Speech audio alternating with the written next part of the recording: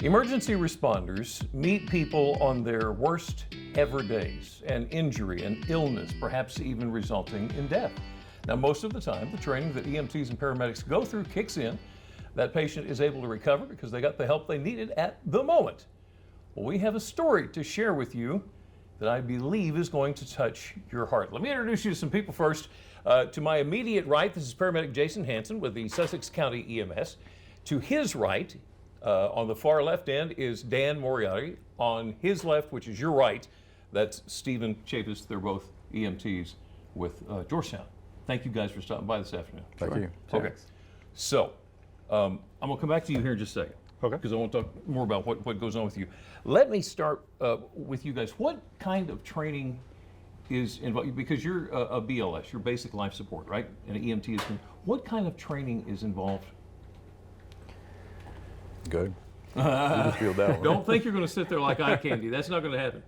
It's a 120-hour course that we take in basic life support, and we can do various interventions from oxygen to aspirin. Okay. And once we finish that, we go to a company, a fire company or an ambulance service, and kind of jump in and start learning what it's like on the street, because you don't learn everything in the class. Now these guys, I want to say real quick, they were on a 24-hour shift that started at 6 o'clock this morning. Correct. When you're done here, are you going back to that? Back to work. Okay, well, thank you for that. With the number of EMTs in the state of Delaware compared to the number of paramedics that are available, you guys usually get to a patient first, right, Dan?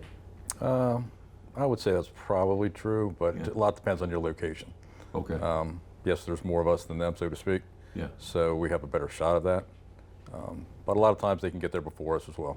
What you do, please, when you see an ambulance, pull over, let them get by you. Now, Jason, let me talk to you. What, on top of everything that they know, what additional training do you have to be a paramedic?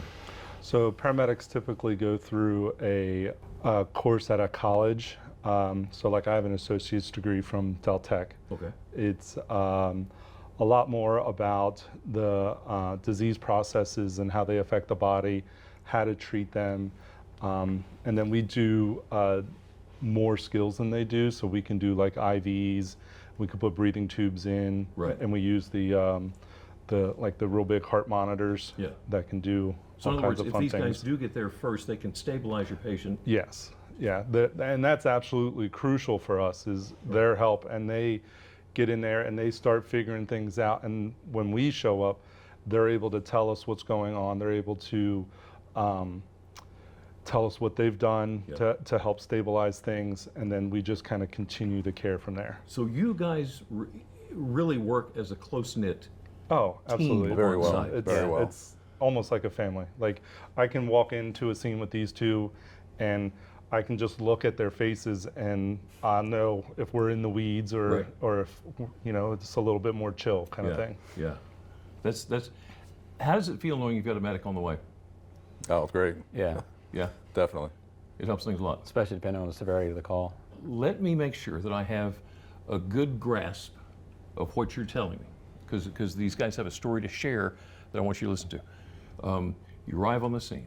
Whoever gets there first, if you're there at the same time, you take care of your patient. Mm-hmm. You get them stabilized. You transport them to the hospital. And usually that's it. You rarely check back in to see how the patient's doing. You don't hear anything about. Sometimes we get some feedback, like heart attack cases, stroke cases. We get a little feedback through our charting system because the hospitals will reach out and give us some information back. And then there's, with cardiac arrests, we have a system called CARES that we track all of the cardiac arrests that we participate in Sussex County. And every year we do a whole survivors ceremony, the Phoenix Awards ceremony. So that's one way we get feedback, but most calls we don't get. You don't know Yeah. what's, because I mean, all of you, whenever you have a call, once you've completed your part of that call, you move on to the next. Next, yeah. Yeah. And you just kind of got to pack it down and set that aside and let's focus on this one. Occasionally we'll check if we drop somebody off and we go back to the same hospital an hour or two later, if depending on what kind of call it was, we'll check Have a chance to on ask how them. things are I do going that a on. bunch too. Yeah. Like it helps bring a little bit of closure to things, especially on the severe cases that we go on. So. Right. I mean, it's all a big family in Sussex County. You guys respond to calls of someone you know? That happens. Yeah, it Yes, does. Definitely Is that does. tough? That is. But you do the job. Yes, we do. You guys are amazing. All right, now listen, we have got one of their stories to share with you in just a little bit. It takes a little different turn. Don't go anywhere. We're going to share a story with you next. DelmarvaLife will be right back. We're back with Sussex County paramedic Jason Hansen and EMTs Dan Moriarty and Stephen Chapis with Georgetown Station 93. Dan, Stephen, let's go back to, this was Black Friday, this last Black Friday. Yes. And you were returning to Georgetown after a hospital trip taking an ALS patient, and you came up on an accident. Is that right? You heard it dispatched out to Milton? No. No, No. it pretty much happened right in front of us. The three of Oh, us, it three of us were on our way back, Yeah. and we were entering the intersection, and it was the two vehicles right ahead of us. So we pretty much heard it before we saw it. It Wow, happened I so didn't realize fast. that. Okay. It was extremely loud. Okay, two vehicles. We're just going to kind of focus on the one that had Sharon and Meadow. So Shannon. I'm sorry, Shannon. And so you guys got to the car, checked on Shannon. She was the driver. Yeah, Jason actually went to the car. They stopped at the first car, and I walked down to Shannon's car because they were, 30, 40 yards apart. Yeah. Like it was a good distance, and I could hear Shannon yelling for help. I went and introduced myself, started asking some questions, and she said, "Please check on my daughter." And the side curtain airbags were down, so I couldn't really see into the car other than right where she was. And I lifted up and I saw Meadow in the back seat in our car seat, basically lifeless. And it was, training kicked in, got around to her, got her out, hollered to these guys. I'm going to give you a little more detail to the story than he is right now. Meadow had an obviously broken neck. Eventually, you figured out that she had a broken pelvis and a broken clavicle. She was having a lot of trouble breathing, and you guys got her out. Now, this is the part of the story where we're going to leave Mom. She flew out later to the hospital. So another paramedic showed up to take care of her. Right. Okay. So let's talk about Meadow. What happened? What'd you guys do? Well, like you said, Dan and I went to the first car, and those people, they were walking wounded. And I went to get the stretcher for the driver, and Dan came back right away and said, "Jason's got a priority one pediatric, could take the stretcher to him."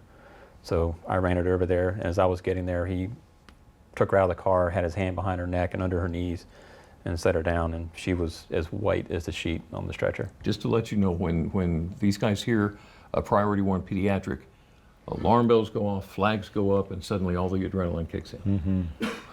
And she was in respiratory arrest then? She wasn't breathing then? Yeah, she wasn't breathing at all.